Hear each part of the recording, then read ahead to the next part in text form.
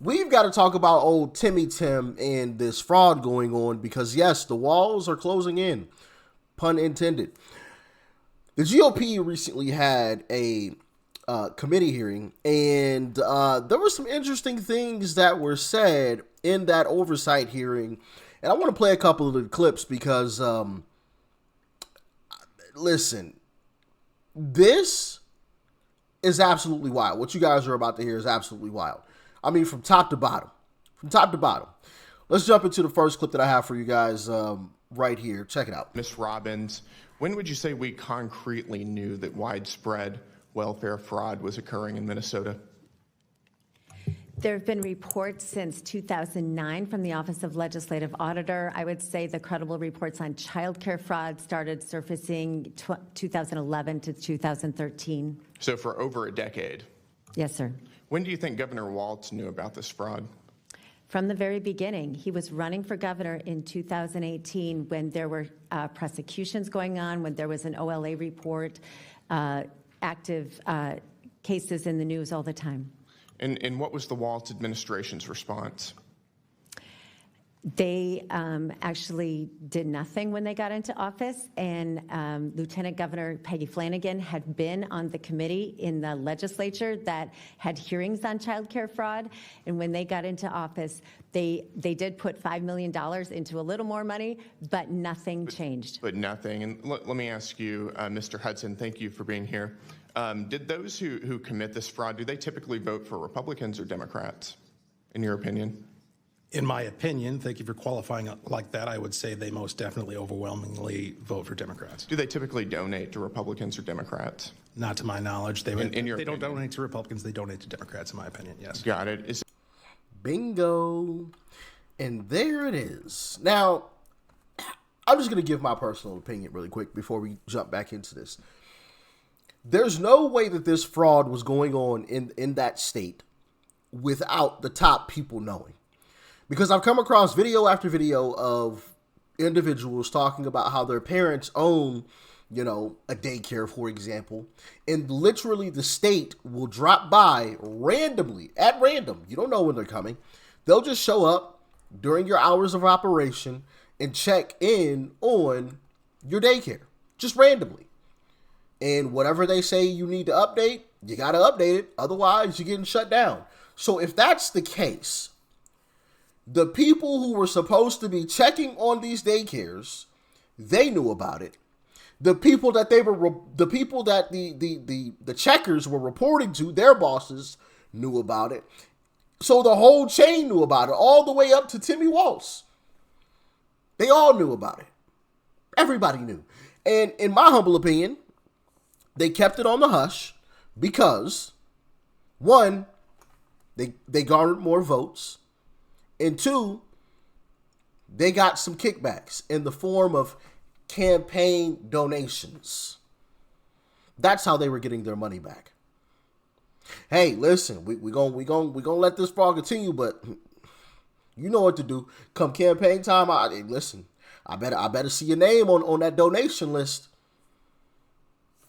That's how they were getting some kickbacks. I'd be willing to bet if you looked into where their donations came from, it was a lot of the fraudsters. Every single one of them, if I had to guess. Just little bits and pieces from every single one of them, which would obviously add up to a larger amount. To me, that's just common sense, but y'all can let me know how you feel in the comments. Now, let's jump back into some more of this because this is some absolutely wild stuff. Like, just listen to what was happening to some of these whistleblowers. Check it out. And their collective message has been completely consistent. Instead of focusing on fraudsters, DHS leadership instead focused its surveillance on employees. Since then, their expressed fear of retaliation has intensified under an avalanche of fraud in Minnesota.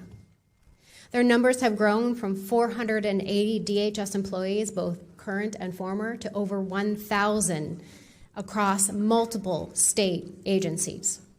They have told me repeatedly how grateful they are to the House Fraud Prevention Committee for focusing our attention on fraud in the state programs, using their inside information while keeping them completely protected. They have explained that they live in a constant state of fear of retaliation. One only has to look at what happened to Faye Bernstein to understand why. In a very recent Newsweek article dated December 13th of 25, Ms. Bernstein, a former compliance specialist, stated, Minnesota DHS functions in the opposite manner as you would think. Employees who suggest improvements or, heaven forbid, report fraud then face significant retaliation. The messenger is shot. In 2019, Bernstein said she alerted Minnesota DHS officials to sloppy contracting practices that were not legally compliant. But it's not what most people would even consider fraud. She says she was later escorted out of the building, faced lengthy investigation, got trespassed from all DHS owned and leased properties, and received involuntary transfer to another state agency. So she says. So you heard that. Wild, wild stuff.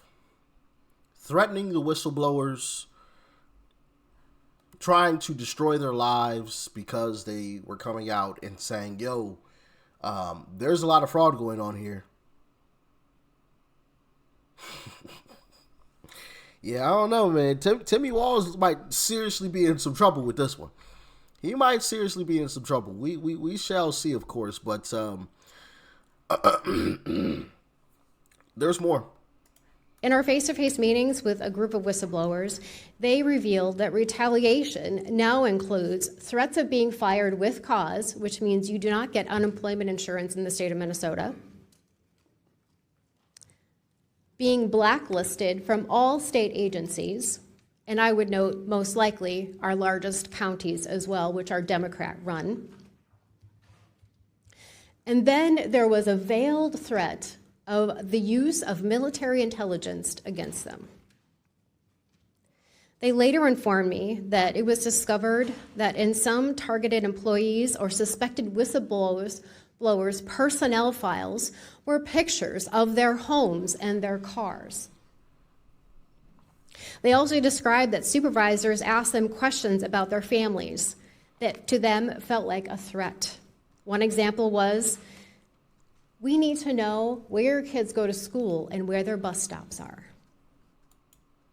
Now, why would you need that information? As an employer, why do you need to know where my children go to school and where their bus stops are? Why would you need to know that? Why do you need to have a picture of my home as my employer? Why? Now that's a step too damn far, right? When you're asking parents about the schools and bus stops and things, that is a step way too damn far. And I listen, I hope every single one of them rot in prison for some shit like that. You don't do that to people's kids. Bro, and I said this in I think I said this on the other channel, Extra Rich. When did it change to the point where kids are like on the table now to be messed with? Like, kids used to be off the table. Like, if you and such had a beef, if you saw that person with their kids, I'll catch you next time. Now people don't care. It's worked its way up clearly to employers now. States now are asking employees, what school do your children go to and what bus stop do they get on and off the bus at? Let me know. Also, I need a picture of your home as well. Why?